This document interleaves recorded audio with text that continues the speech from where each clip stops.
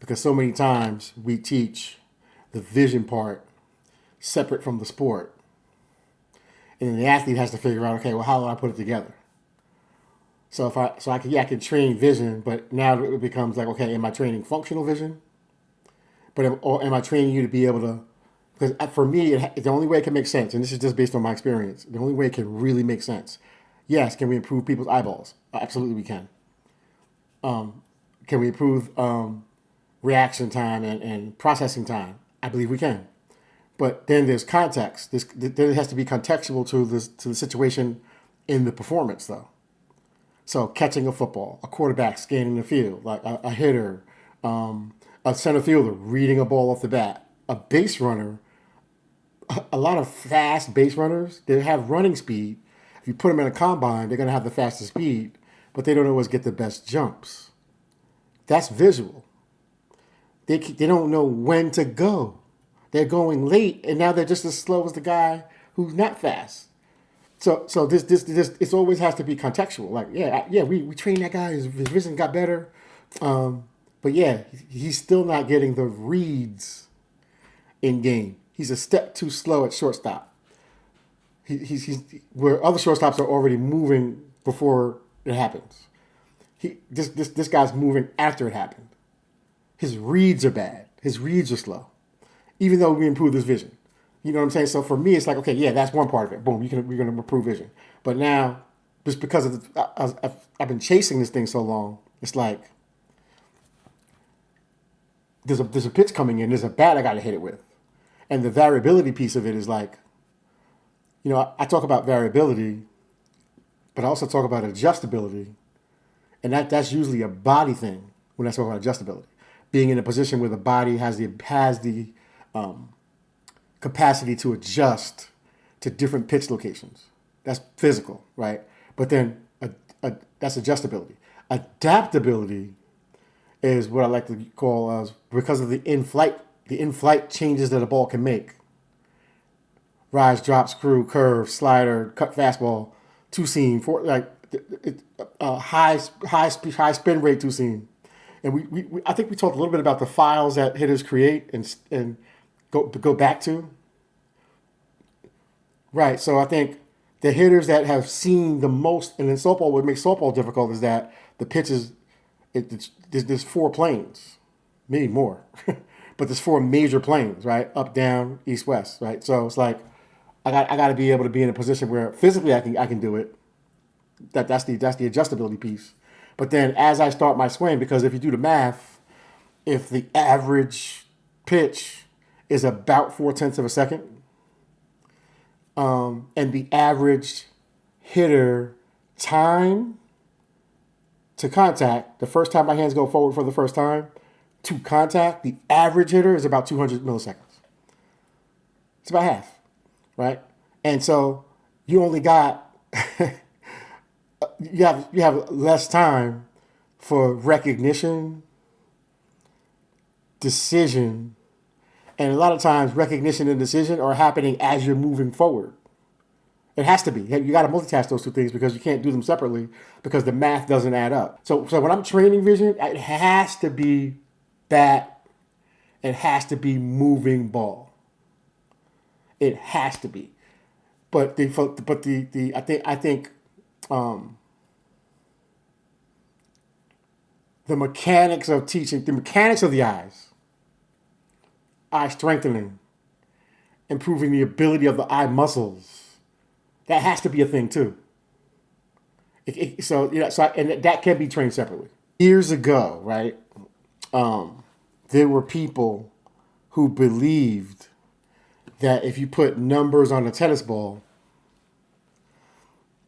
and put the tennis balls in these machines that would spit them out real quick, if you can get the hitters to be able to try to get the numbers or off the tennis ball or letters off the tennis ball, that would improve their vision. And at that time, that's what we thought. Obviously, we both know that if you're locked in on the actual ball, you're seeing less of where the ball's going. So you're not anticipating anymore. Now you're tracking, but you're not You've limited your ability to anticipate and get out visually in front of the ball, which is where you have to be. Like we can't be on the ball. It's like, well, if I'm driving behind and I'm driving my car, the car in front of me, I'm not like zoomed into that car's license plate. I have to be open with my focus to see it all, including the car in front of me. And I think pitch recognition is so much easier than the decision making that's influenced by the pitch recognition. Because the connectivity, I don't know if I can write that down. I should have. Okay, so like, I recognized it.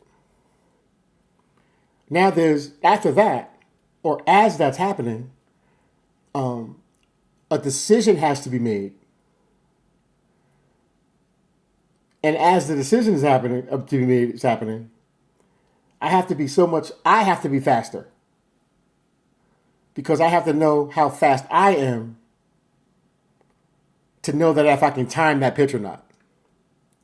Because the timing piece of it is the other part of it. Like these eyeballs and this brain process has to be in alignment with the individual's ability to get there, which is the adjustability part, the forward bend part, the back shoulder direction part. So it's that, am I fast enough? Am I fast enough and early enough to be able to say yes, but am I in control enough when the trajectory changes of the pitch to stop it and say no? Because it's not just go. It's not because the ball can break for a ball or pitch in the dirt. So hitters who have high chase rates are going to struggle with the no part because it's not over. Yeah, I thought I was going to hit it, but I'm in control enough. That's where the eyeball, brains, body alignment has to happen because it's not. It's beyond. Yeah, I recognized it. So did my mom. She's watching it too. She saw that was a curveball. Everybody saw it. You recognized it. Whoop-de-doo. But now, how about the other part? With the limited time that you have and how fast the body has to be able to make that reaction, make that split second. What I like to call, I don't like the word reaction. I like the word anticipation. But I feel like if you're reacting to something that already happened. And if you're anticipating, you're moving towards something that's going to happen. But you do have a sense how much it's going to break. You have a sense because you know the velocity of it. Unless somebody has like a ridiculous slider, like, oh my gosh. But guess what? If in my second at bat, when I've seen slider number 5 from that guy, now I know how much it's going to break.